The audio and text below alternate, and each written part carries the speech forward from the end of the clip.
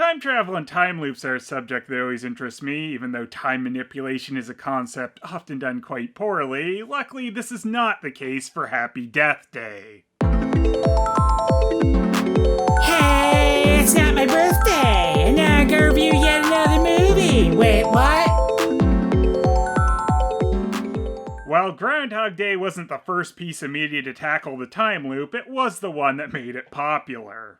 And as it stars Bill Murray, it shouldn't be too much of a shock to you that this is a film I rather enjoy quite a bit, not that that's a particularly hot take. Unlike my take on another particular time loop movie, I guess.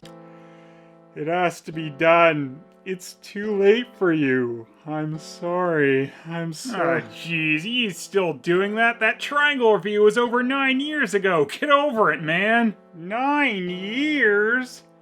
Where is all the time gone? Well, nowhere, I guess. You've been in a loop.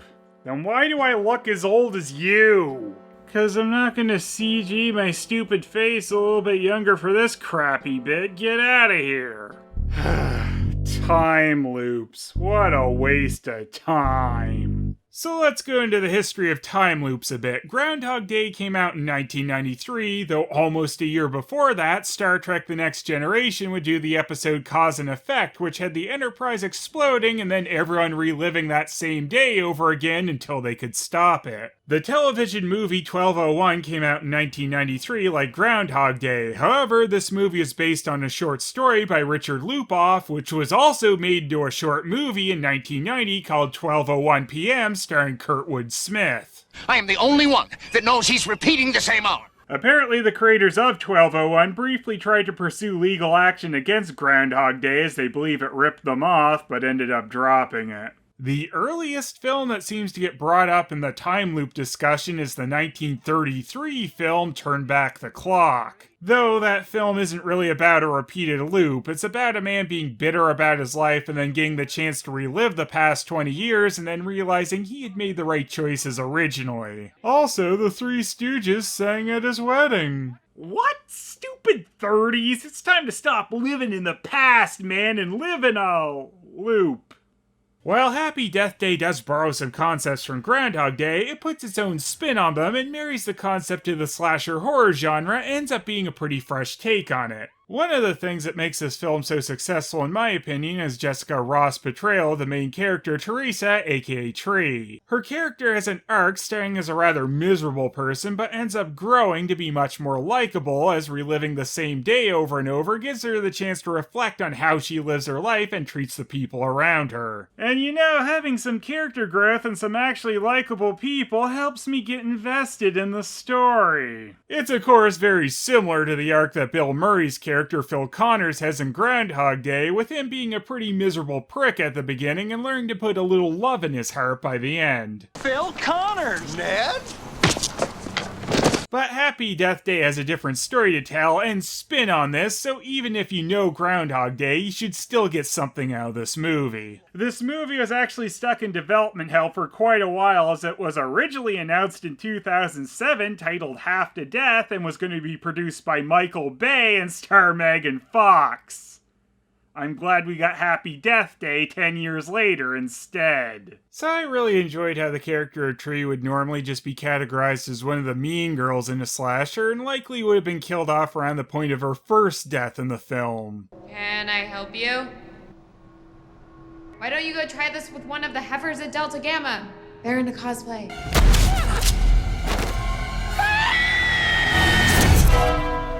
Also, the character of Lori, Tree's roommate, probably would have been the hero. But she can't be our hero, baby!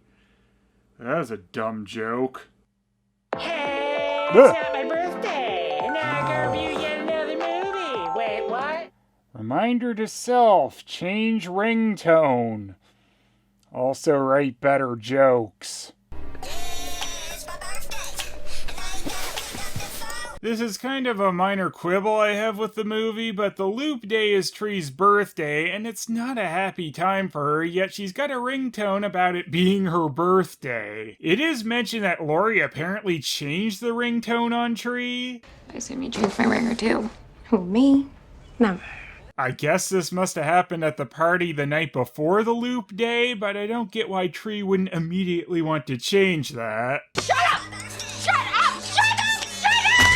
It's also kind of strange that the first time she wakes up in a strange dorm room and hears an unfamiliar ringtone, she immediately knows it's her phone. Tree is kind of a broken person at the beginning. She and her mom shared the same birthday, but after her mother's death 3 years ago, this day is just a painful reminder of that fact. Her mother's death was also the instigator of Tree having self-loathing issues, causing her to push people away from her that cared about her, like her father, and engage in some self-destructive behavior like sleeping with her married professor, Dr. Butler. None of this excuses Tree's behavior in the beginning, but it does at least give reasoning behind it.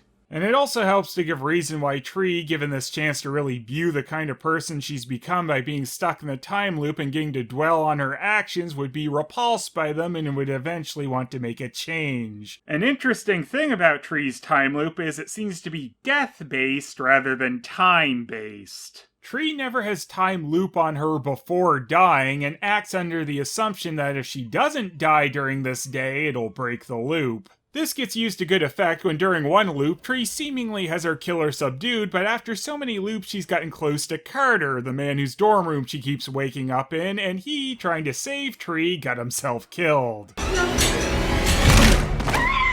I'd always said this day he's gone forever. See you soon, asshole.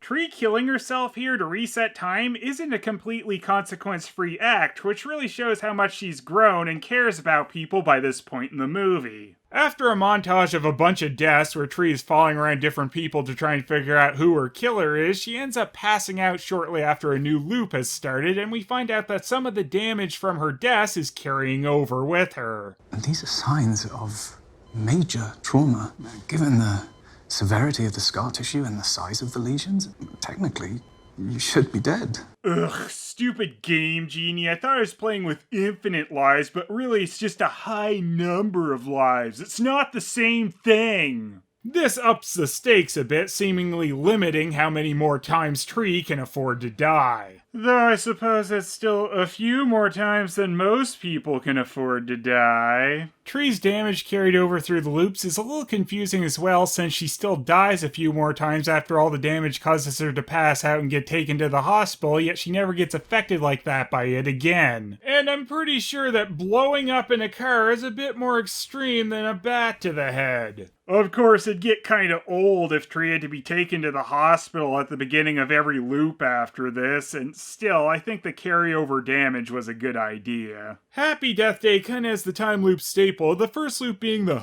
is this deja vu loop? Then the complete freak out loop, and then the I'm gonna do whatever I want loop, but I mean, this probably is how most people would kind of progress through this insane situation if it ever really happened to them. And as long as it's executed well and leads to amusing and interesting scenarios with all the characters built up through the loops, I'm all for it. Carter ends up being Tree's most trusted confidant during the loops. At first, she's understandably a bit put off by him, thinking he might have tried to take advantage of her while drunk last night, but it eventually gets revealed that he took her back to his dorm just to try and make sure she'd be alright. Can you help me stop reliving the same day over and over, only to be murdered by someone I may or may not know? She convinces Carter several times that she's stuck in a time loop by revealing several events which will take place. Wait, you literally think you're reliving the same day? Yep. Sprinklers. Car alarm. See that pledge over there, the one in the baseball hat? He's going to fall right now. It's good that in most time loop stories there are things like this happening. It's not just a boring day with no odd things to be able to call. But again, that wouldn't make a very good story, right? The killer after Tree is wearing a creepy baby mascot mask for their school, which I kind of question ever not being something that'd weird you out. But maybe that was the school's intention. Ugh, I don't want to play that weird school with the baby mascot. Let's just forfeit. The creepy baby mask was created by Tony Gardner, who was the one that created the Ghostface mask for Scream, so I suppose he's got a decent track record. The man behind the mask Tree first thinks is the serial killer John Toombs, who's being held at the hospital after some kind of incident. But after a loop where Tree manages to kill Toombs and seemingly survive the day, Tree still wakes up stuck in the loop. She realizes after this it wasn't actually Toombs who was out to get her during every loop. One of the last things she had done during the previous loop was eat the cupcake her roommate Lori had made for her for the first time, and Tree puts it together that it must have been poisoned. I died in my sleep. You killed me.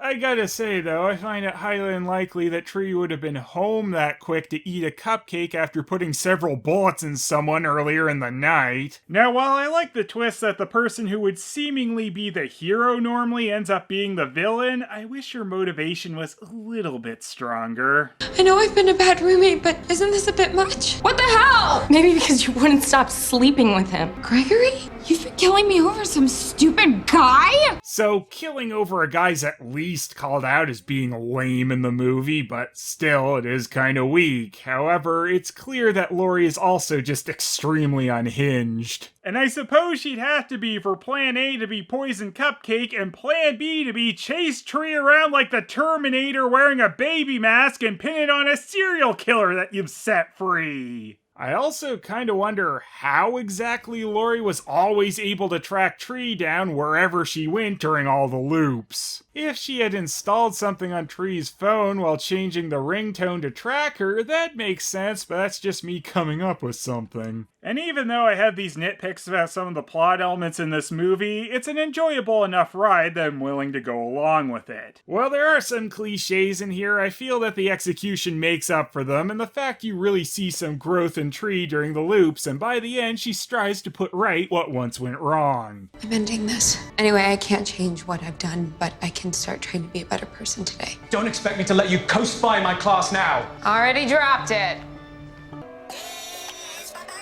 You're up. I'm kidding. It's Tuesday the 19th. You made it. That's quite amusing there, Carter, but could you imagine really doing that to someone if you really believed they had been living the same day over and over? The ending of this death day wasn't originally quite as happy though, as it had Tree in the hospital and Dr. Butler's wife sneaking in as a nurse and killing her for screwing her husband. Gotta be kidding me. This would have made all of Tree's development through the loops fall kinda flat and would have added another insanely murderous woman over this sad sack of crap. I don't know, maybe I'm missing something really wonderful about this guy. This ending tested poorly with audiences, unsurprisingly, so it was altered to something that fit the tone better rather than LOL random murderous wife. You know what your little scenario reminds me of? What? What's that? Groundhog Day. That's also a little cute, don't you think? I'm kind of two minds about them just name-dropping Groundhog Day. Like I said, it is kind of overly cute, but it does also help diffuse the elephant in the time loop, and it's got that wonderful meta quality. The movie Groundhog Day? With Bill Murray? Who's Bill Murray? Are you kidding me? Ghostbusters. Sorry. I take back everything I said. Tree is an irredeemable monster. The only happy thing about this day was the sweet release of death. Hey, it's not my birthday, and now I go review yet another movie. Well, that ending to the review didn't make a lot of sense. I should probably say something positive, like, I liked it. But, you know, more witty than that. I liked it.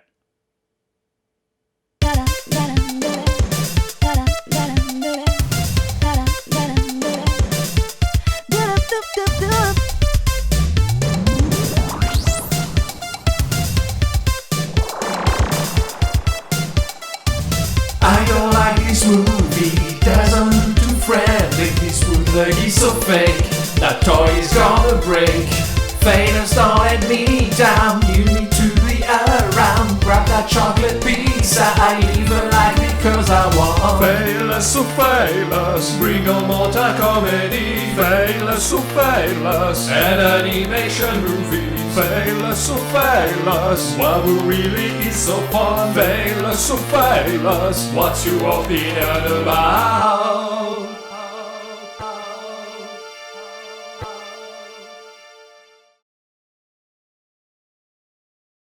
Hey, Ugh. it's not my birthday, and now I gotta review yet another movie. You know what?